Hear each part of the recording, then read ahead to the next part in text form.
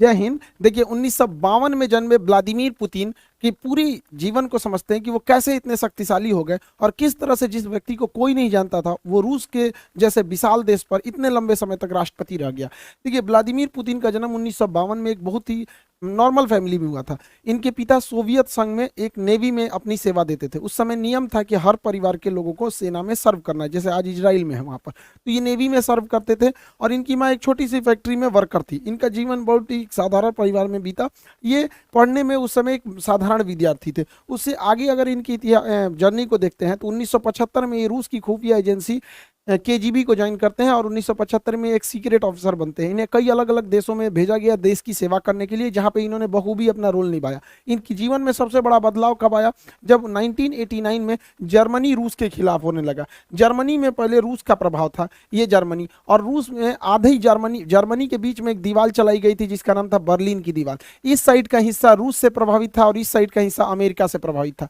लेकिन जर्मनी में ये जो बर्लिन की दीवार थी ये तोड़ दी गई और पूरा का पूरा जर्मनी जो था वो अब अमेरिका के प्रभाव में जाने लगा था। इस घटना को वहां पे खड़े, वहीं पे ये अंडर कवर एजेंट थे व्लादिमीर पुतिन, उस समय केजीबी के तहत, वो देखते रह गए और देखते देखते ये बर्लिन की दीवार तोड़ दी गई और जिस जर्मनी के आधे हिस्से पर रूस का प्रभाव था, यानी उस समय के यूएसएसआर अर्थात सोवियत संघ का प्रभाव था, वो अब प्रभाव खत्म हो गया और धीरे धीरे आगे और घटनाएं खराब होती गई।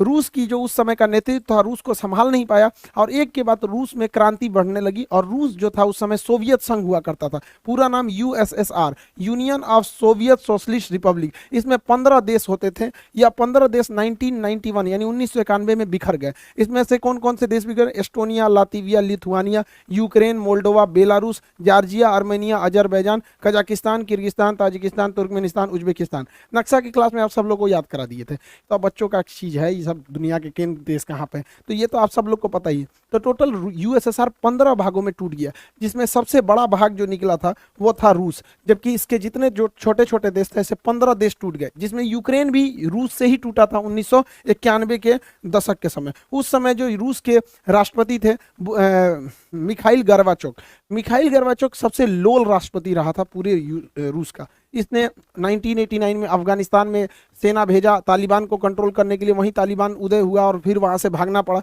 ये उसको भी नहीं कंट्रोल कर पाए। बर्लिन की दीवार तोड़ दी गई, ये उनको भी नहीं कंट्रोल कर पाए और फाइनली 1991 का यूएसएसआर का बिखराव हो गया। ये सब भी मिखाइल गर्बाचोक के समय हुआ। इन्हें अपने पद से त्याग देना पड़ा और उसके जगह पे आए थे बोरिस येल्सन। बोरिस येल्सन से लोगों को उम्मीदें थी, लेकिन बोरिस येल्सन जो थे महापियक्कड़ आदमी था। ये जहां तहां पीने लगता था, बड़का बड़का बाल्टी में दारू पीता था और नाचने लगता था। स्टेज पे गया देखिए नचनिया के साथ ही नाच रहा है, बताइए राष्ट्रपति नाचेगा? जिस वजह से इसका विरोध होने लगा। बोरिस येल्सन जो थे ये सोचे थे कि रूस जो एकदम सरकारी तंत्र में फंस चुका था, क्योंकि वहां उस समय ये परंपरा थी जो कुछ होगा सरकारी होगा। और आप भारत में देखिए सरकारी चीज में जहां गए, जैसे सरकारी हॉस्पिटल में गए तो आपको फील हो जाएगा कि ये सरकारी हॉस्पिटल, फैक्ट्री में जाएंगे सरकारी फैक्ट्री तो आपको फील हो जाएगा। तो इनको लगा कि अमेरिका की तरह आगे बढ़ना है तो प्राइवेट को आगे बढ़ना पड़ेगा, तो धीरे धीरे न करना चाहिए। इन्होंने क्या किया, सरकारी मशीनरी को धीरे धीरे बंद करना चालू किया, प्राइवेट को आगे बढ़ना चालू किया। इस वजह से जो पहले से अर्थव्यवस्था थी जो चल रही थी वो भी नहीं चल पाई और दूसरा क्या हो गया कि लोगों के अंदर रोजगार जाने लगा, जिस वजह से इनका भी विरोध होने लगा बोरिस येल्सन का। हालांकि बोरिस येल्सन जो उम्मीद लाए थे वो 20 साल आगे उसका असर दिखता, लेकिन इनको उतना आइडिया नहीं था। पियक्कड़ आदमी था, जहां तहां नाचने लगता था यहाँ पर, जिस वजह से लोग इन्हें पसंद नहीं करते थे। और यही एंट्री होती है व्लादिमीर पुतिन की। ये साल हो जाता है 1991 जब यूएसएसआर टूटा और इस समय तक व्लादिमीर पुतिन लेफ्टिनेंट कर्नल बन चुके थे। इस समय इनकी जो मुलाकात होती है वो रूस का सबसे बड़ा जो शहर है सेंट पीटर्सबर्ग के मेयर थे एंटोली सोबचक से मुलाकात होती है व्लादिमीर पुतिन की। और ये क्या करते हैं, सोबचक व्लादिमीर पुतिन को सेंट पीटर्सबर्ग का डिप्टी मेयर बना देते हैं और यहीं से कहानी शुरू होती है व्लादिमीर पुतिन की। जैसे ये डिप्टी मेयर बनता है, इसने वहाँ के जितने करप्शन थे उस सबको खत्म करने लगता है, व्यवस्थाओं में सुधार लाने लगता है। यह परिवर्तन सड़कों पर दिखने लगती है और सेंट पीटर्सबर्ग जो कि पूरी तरह से रूस का सबसे बड़ा शहर था, वहां से एक नाम उभर के आता है कि एक नाम व्लादिमीर पुतिन, जिसने सबको सुधार दिया, जिससे कि लोग वहां के प्रभावित होते हैं। लेकिन एक शहर पे कितना काम कर दीजिएगा, नेशनल लेवल तक उतना नहीं पहुंच पाता, उन भी 1991 के समय जब मीडिया उतना ज्यादा नहीं था। लेकिन इसकी नज़र जब व्लादिमीर पुतिन की इन कामों की देखते हुए एक बहुत ही उस समय के पावरफुल एडवाइजर हुआ करते थे, राष्ट्रपति के सलाहकार होते थे उस समय, उनका नाम था वेलेंटीना यामासोव। ये वैलेंटीना यामासो जो थे, इनकी एक विशेषता थी कि ये उस समय के जो राष्ट्रपति थे बोरिस येल्सन, उनके ये दामाद थे। तो जिस वजह से आप समझ सकते हैं कि राष्ट्रपति का ही दामाद है तो कितना पहुंच होगा। तो ये जो थे वैलेंटीना यामासोवी, तो वैलेंटीना यामासो जो थे, इन्होंने पुतिन को बुलाया और उनको ने क्या किया कि एडवाइजर रख दिया किसका, बोरिस येल्सन का। इस तरह से पुतिन और बोरिस येल्सन की दोस्ती हो गई। ये एक सलाहकार के तौर पर इनके पास आया और बोरिस येल्सन इन पे बहुत भरोसा करते थे और राष्ट्रपति बोरिस येल्सन पुतिन को हमेशा साथ रखते थे। और धीरे धीरे ये नेशनल लेवल तक ये चेहरा उभरते गया कि करप्शन को खत्म करना, कभी बोल्ड स्टेप्स लेना। इस वजह से पुतिन का कद धीरे धीरे बढ़ता गया। बड़ी बड़ी जिम्मेदारियां बोरिस येल्सन पुतिन को देने लगे। जनता में पुतिन लोकप्रिय होने लगा और इसी दौरान बोरिस येल्सन अपने शराबीपन की वजह से, जहां तहां नाच देने की वजह से अपनी गरिमा को खोते जा रहे थे, जिसे भरपाई करने के लिए 1999 में 1900 इधर भारत में कारगिल की लड़ाई चल रही थी और उस समय 1999 में रूस का प्रधानमंत्री बनाया गया व्लादिमीर पुतिन को। वहां पे प्रधानमंत्री को ज्यादा पावर नहीं है, वहां सारा पावर राष्ट्रपति को, और राष्ट्रपति थे बोरिस येल्सन। तो यहां से एक नेशनल लेवल तक पहचान बन गई पुतिन की। लेकिन पुतिन बहुत ही महत्वाकांक्षी था। वह सोचता था कि हम आगे प्रधानमंत्री से राष्ट्रपति कैसे बनेंगे, क्योंकि वहां सारा पावर राष्ट्रपति के पास था। इसने दिमाग लगाया। रूस का जो ये वाला एरिया है, नीचे का एरिया, रूस इतनी तो पूरा बड़ा है, मॉस्को से नीचे का ये एरिया है, इसका नाम है चेचन्या। ये चेचन्या जो था ये रूस से टूटना चाहता था, क्योंकि 1991 में 15 देश टूटे थे, तो चेचन्या कहता था हम भी टूटना चाहते हैं। तो रूस ने ये व्लादिमीर पुतिन, चूंकि ये खुफिया एजेंट था, इसने दिमाग लगाया। उसने कहा कि एक काम करते हैं, इन्हीं को फंसा देते हैं। इसने मॉस्को में बम ब्लास्ट कराना चालू किया। ध्यान से समझिएगा, यह बम ब्लास्ट खुद पुतिन करा रहा था, जो खुद उस देश का प्रधानमंत्री, और इल्जाम लगा दिया किस पर, चेचन्या पे, कि चेचन्या के लोगों ने ब्लास्ट कराया है। और ये अगस्त से सितंबर 1999 तक धड़ाधड़ रूस में जहां तहां बम फूट रहे थे। इधर भारत में 1999 में कारगिल हो रहा था, अटल बिहारी वाजपेयी थे, और देखते देखते एक महीना, अगस्त से सितंबर 1999 में रूस के शहर मॉस्को, राजधानी मॉस्को में धड़ाधड़ सीरियल ब्लास्ट होने लगे। इस ब्लास्ट में कहीं 10 आदमी मारा जाता है, कहीं 2 आदमी मारा जाता है। ऐसे करते करते मॉस्को में मरने वालों की संख्या 300 हो गई, जिस वजह से भयंकर बवाल हो गया। रूस के लोग अब चेचन्या को देखना नहीं चाहते थे, वो चाहते थे चेचन्या रात से एकदम तबाही किया जाए। अब सोचिए, याद कीजिए 2019 जब भारत में पुलवामा में अटैक हुआ था, हमारे सिपाही शहीद हुए थे, तो किस तरह से बवाल हुआ था कि घुस के मारेंगे आतंकवादियों को। यही चाहता था वहां पर पुतिन भी। पुतिन इसी चीज को चाहता था कि एक बार जनता का समर्थन हो जाए कि मारो चेचन्या को, और यही हो भी गया। 300 लोग जब मरे 1 महीने के अंदर लगातार बम ब्लास्ट में, तो रूस की जनता कही कि मारो ससुरा को। इस बीच प्रधानमंत्री थे पुतिन, पावर तो रहता ही है पुतिन को। अब बोरिस येल्सन जो पियक्कड़ था, शराब पी के पूरा पावर पुतिन को दे दिया, कहा कि चेचन्या को संभालो। इसने क्या किया, पुतिन ने हर सिपाही के चेहरे पर या हेलमेट पर कैमरा लगा दिया और लाइव टेलीकास्ट दिखा दिया कि कैसे मारा जाता है। अब मारा जानबूझ के चेचन्या में। देखिए, जो भी मॉस्को में बम फोड़ा गया था, पुतिन फोड़ा था। ये बात एकदम क्लियर है कि पुतिन फोड़ा था, और उसी ने घुस घुस के मारा चेचन्या में। वहां के लोगों को तो रियलिटी पता नहीं थी और पूरा लाइव दिखाया जा रहा था। ध्वस्त कर दिया पूरी तरह चेचन्या को, और वहां के लोगों को, भाई उनको लगा कि हमने बदला लिया है यहाँ पर, और 80,000 लोगों को मार दिया पुतिन। सोचिए कितना खतरनाक है ये पुतिन। 80,000 चेचन्या के लोगों को मार दिया, खुद ब्लास्ट कराया मॉस्को में, इल्जाम लगाया चेचन्या पे, और घूस के मारा 80,000 लोगों का। पूरा टीवी पे लाइव टेलीकास्ट दिखाया। इससे क्या हुआ कि पूरी दुनिया, पूरे रूस के लोगों ने देखा कि जो उनके घर में 300 को मारा है, पुतिन ने घुस के 80,000 को मारा है। ऐसा नेता होना चाहिए यहाँ पर। पुतिन की रेटिंग एकदम हीरो की हो गई। 1999 में जो पुतिन प्रधानमंत्री था, वो राष्ट्रपति से भी ज्यादा फेमस होने लगा, और बोरिस येल्सन पे भ्रष्टाचार के आरोप लगने लगे। और इसी बीच सन 2000 में पहली बार राष्ट्रपति चुनाव जीत गया पुतिन। पुतिन का सपना पूरा हो गया। रूस जैसे बड़े देश की पूरी सत्ता अब पुतिन के हाथ में थी। पुतिन सन 2000 में चुनाव जीते, और 2000 में जब चुनाव जीते तो रूस के संविधान के हिसाब से कोई भी व्यक्ति लगातार 2 बार तक प्रधान राष्ट्रपति ही बन सकता है, 2 बार से ज्यादा लगातार नहीं बन सकता है। तो पहला शर्त ये था रूस के संविधान का। रूस के संविधान का दूसरा शर्त ये कहता था कि कोई भी व्यक्ति प्रधानमंत्री, राष्ट्रपति का जो कार्यकाल रहेगा वो 4 साल का रहेगा। जैसे भारत में 5 साल का है, लेकिन रूस में 4 साल का है। अमेरिका में भी 4 साल का ही होता है, वहां का भी राष्ट्रपति का 4 साल होता है। तो पुतिन राष्ट्रपति बने सन 2000 से 2004 के लिए। इस दौरान इनको पता था कि हमारा जो पहला टेन्योर है वो 4 साल का है, इसमें अच्छा काम करना है। तो इन्होंने क्या किया, सन 2000 से 2004 के बीच में अपने मन मुताबिक अधिकारियों की नियुक्ति किया। अब चूंकि ये खुफिया एजेंट थे इसलिए इनको हर जानकारी थी, और पूरी तरह से अपने मन मुताबिक पूरे मंत्रिमंडल को बैठाया और क्रेमलिन पर अपना दबदबा मजबूत किया। जैसे भारत में संसद होता है, अमेरिका में व्हाइट हाउस होता है, उसी तरह रूस में क्रेमलिन होता है, यहीं पे राष्ट्रपति रहते हैं, और पूरा दबदबा बनाया अधिकारियों के बीच में, और जबरदस्त काम किया अपने पहले टेन्योर में।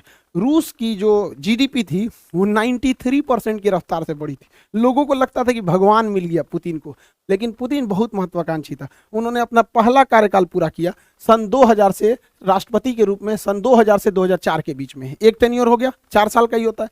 दूसरा टेन्योर उन्होंने पूरा किया 2004 से 2008 के बीच में। अब यहाँ तो हो गया रूस के शर्त के हिसाब से आप 2 बार से ज्यादा नहीं रह सकते राष्ट्रपति। इसके बाद ये क्या किया कि प्रधानमंत्री का चुनाव लड़ लिया। देखिए 2 बार तो राष्ट्रपति रहे, और उसके बाद 2008 से 2012 तक ये प्रधानमंत्री बन गए, प्राइम मिनिस्टर। और क्या प्राइम मिनिस्टर बनने के बाद अपने एक चमचा को राष्ट्रपति का चुनाव जितवा दिए, जिसका नाम था देमेत्री मेहदेव। देमेत्री मेहदेव ये कहने के लिए 2008 से 2012 के बीच में राष्ट्रपति थे, ये कहने के लिए राष्ट्रपति थे, और उसी दौरान ये क्या थे, प्रधानमंत्री। ये इतना शातिर इंसान है कि संविधान में संशोधन कर दिया और कहा कि इस दौरान राष्ट्रपति की शक्तियां प्रधानमंत्री के पास आ जाएंगी। तो ये काम के राष्ट्रपति रह गए, और ये पूरी की पूरी शक्ति का प्रयोग 2008 से 2012 के बीच में व्लादिमीर पुतिन ने किया। अब यहीं से रूस के संविधान का वह प्रावधान भी प्रभाव से हट जाता है, क्योंकि रूस का संविधान बस यही कहता है कि कोई भी व्यक्ति 2 लगातार टर्म्स को नहीं रह सकता है। तो 2 लगातार हो गया, उसके बाद एक बार के लिए इसको बना दिया, जब तक ये राष्ट्रपति था इसका सारा पावर खुद यूज किया, तब तो अब इसके बाद ये उठ सकते थे पुतिन। अब क्या हुआ, पुतिन फिर 2012 में राष्ट्रपति के लिए खड़े हुए, क्योंकि सारी पावर राष्ट्रपति के पास रहती थी। तो 2012 से 2016 के बीच में पुतिन राष्ट्रपति रहे, और जब ये राष्ट्रपति देना तो फिर संशोधन किए कि जो पावर प्रधानमंत्री राष्ट्रपति से प्रधानमंत्री को दिया गया था वो वापस पावर प्रधानमंत्री से राष्ट्रपति को दिया जाता है। खिलवाड़ करके रखा ही इंसान देश के साथ। तो 2012 से 2016 तक के बीच में ये राष्ट्रपति रह गया। 2016 में फिर चुनाव हुआ, क्योंकि 4 साल पे होता है। 2016 से 2020 तक ये फिर से राष्ट्रपति बने, और 2020 में ये संशोधन कर दिए कि ये बंदा 2036 तक राष्ट्रपति रहेगा। अब 2036 तक कुछ सोचना नहीं है, पुतिन भैया रहेंगे राष्ट्रपति वहां पे, कोई कितनों कर ले। ये है रूस का पावर पुतिन में। पुतिन बहुत ही जबरदस्त रहा पावर के मामले में। पुतिन अपने पहले कार्यकाल अर्थात सन 2000 से 2004 के बीच में इस समय पूरा ध्यान अपने देश पर दिए थे, लेकिन जैसे दूसरा कार्यकाल हुआ खतरनाक काम करना पुतिन ने चालू किया। इसने क्या किया, 2008 में जॉर्जिया पर हमला कर दिया, क्योंकि जॉर्जिया 1991 में सोवियत संघ से ही टूटा था, उसके 2 क्षेत्रों पर कब्जा कर दिया। 2011 में इसने लीबिया पर आक्रमण कर दिया, और लीबिया के मुअम्मर गद्दाफी की सरकार को हालांकि नहीं बता पाए वहां पे। उसके बाद 2014 आया, 2014 में यूक्रेन के शहर क्रीमिया पे कब्जा कर लिए। 2015 में सीरिया में गिर रहे सरकार बशर अल असद की सरकार को बचा लिया। 2022 आया, फिर पूरी तरह यूक्रेन पर हमला कर दिया। पुतिन खाली नहीं बैठते हैं, क्योंकि इनको पता है कि जब तक अंतर्राष्ट्रीय विवाद होते रहेगा देश की जनता कभी अपने सरकार से सवाल नहीं पूछेगी। यही फॉर्मूला अपनाया था चीन ने भी।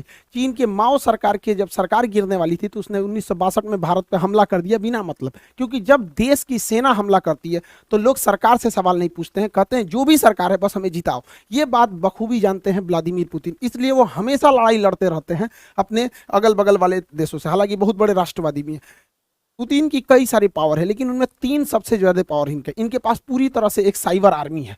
हैकिंग पे बहुत जबरदस्त करते हैं यहाँ पर। इतना बड़ा हैकिंग आर्मी है इनके पास कि कहा जाता है कि जो डोनाल्ड ट्रंप को जिताने में भी इसी भाई का योगदान था यहाँ पर। इतनी बड़ी इसकी हैकिंग आर्मी है, साइबर पूरी तरह आर्मी रखा हुआ है। इनके विरोधियों कब गायब हो जाते हैं, कब मारा जाते हैं, किसी को पता नहीं। इनके विरोधी के ऊपर कभी छापा पड़ जाएगा, कभी पुलिस उठा ले जाएगी, कभी इनकाउंटर हो जाएगा, कभी मारा जाएंगे, कोई इनका विरोध नहीं कर सकता है। और पूरी मीडिया पुतिन की गुलाम है। किसी भी टीवी चैनल को देखिएगा, बस हमारे राष्ट्रपति ऐसे, ये खाएं, वो सोएं, ये किए, वो किए, दिन रात उसी के चलते रहता है। ये 3 चीज़ों के बदौलत सन 2000 से लेके आज 2022 तक, यानी 22 सालों से पुतिन वहाँ के राष्ट्रपति हैं, और साथ ही साथ अब वो 2036 तक रहेंगे यहाँ पर। 2036 तक वो वहाँ पे राष्ट्रपति रहेंगे। पुतिन की लाइफ स्टाइल भी गजब है। कभी ये घुड़सवारी करने लगते हैं तो कभी मछली पकड़ने लगते हैं, कभी भालू पे चढ़ के घूमते हैं तो कभी तैराकी हो जाती है इनके में। ये सबमरीन में भी अंदर चले जाते हैं, क्योंकि ये केजीबी के सदस्य थे तो इन्हें हर चीज़ पता होती है। इनकी पूरी लग्जरियस फ्लीट है जहाज़ों की, जाते हैं तो फुल सिक्योरिटी के साथ जाते हैं। और ये केवीजी के सदस्य थे, खुफिया जानकार थे, तो फाइटर प्लेन भी चला लेते हैं। हर तरह के जहाज ये बंदा उड़ा लेता है, हर तरह का जहाज व्लादिमीर पुतिन वहाँ पे। इनके पास बहुत ही महंगी याट है, कहा जाता है कि इलॉन मस्क से भी अमीर है। हालांकि जितने राष्ट्रपति वो लोग होते हैं इनके पास अमीरी से ज़्यादा पावर होता है। यहाँ पर पूरे देश के संसाधनों का इस्तेमाल करते हैं। यहाँ पर ये ब्लैक बेल्टर है कराटा से, स्नाइपर है, इनकी गोली की निशान बहुत बेहतरीन है। कई बहुत सारे सातिर भी हैं दिमाग के यहाँ पर। इनका ये जो क्रेमलिन वाक है काफ़ी ज़्यादा प्रसिद्ध हुआ था पुतिन का। देखिए इन सब के साथ पुतिन का एक ऐसा सच भी है जो दुनिया को से छुपाया जाता है, या फिर यूं कह दीजिए कि यह सच एक ना एक दिन पुतिन को झेलना ही पड़ेगा। पुतिन को कहा जाता है कि एब्डोमिनल कैंसर है पेट का, खैर उसका ये इलाज करा लेंगे, लेकिन इन्हें पार्किंसंस बीमारी है। पार्किंसंस बीमारी एक तरह का लकवा होता है। पार्किंसंस बीमारी लकवा होता है, शरीर धीरे धीरे दिमाग काम करना छोड़ देता है, उस अंग पे धीरे धीरे दबाव होने लगता है, वो अंग काम नहीं करता है।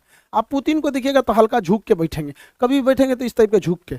ये पार्किंसंस बीमारी है और इनका शरीर अब उतना काम नहीं करता, इसलिए जब बैठेंगे तो टेबल कुर्सी को बहुत जोर से पकड़ के बैठते हैं। कभी भी देखिएगा पुतिन को जब भी इंटरव्यू देते तो हल्का सा ऐसे झुके हुए रहेंगे, पार्किंसंस बीमारी की वजह से। देखिएगा टेबल पर पकड़ के, देखो भाई चाचा यहाँ पे टेबल को बढ़िया से पकड़ के बैठे हुए, समझ में आ रहा है कि नहीं, पार्किंसंस बीमारी।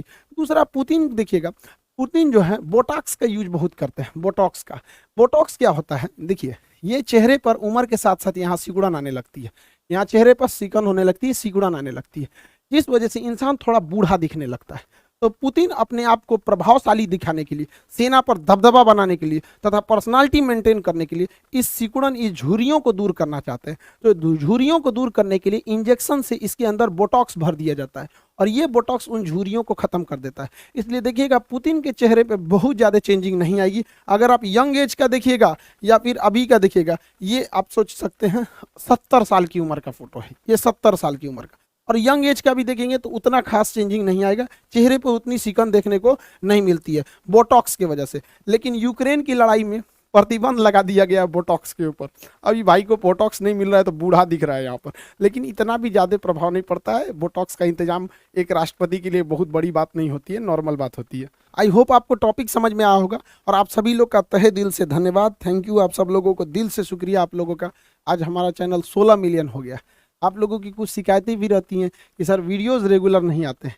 देखिए जिस तरह का कंटेंट रहना होता है उसमें काफ़ी टाइम लगता है। दूसरा सुबह से क्लास लेना रहता है, तो बच्चों को भी कैसे छोड़ सकते हैं।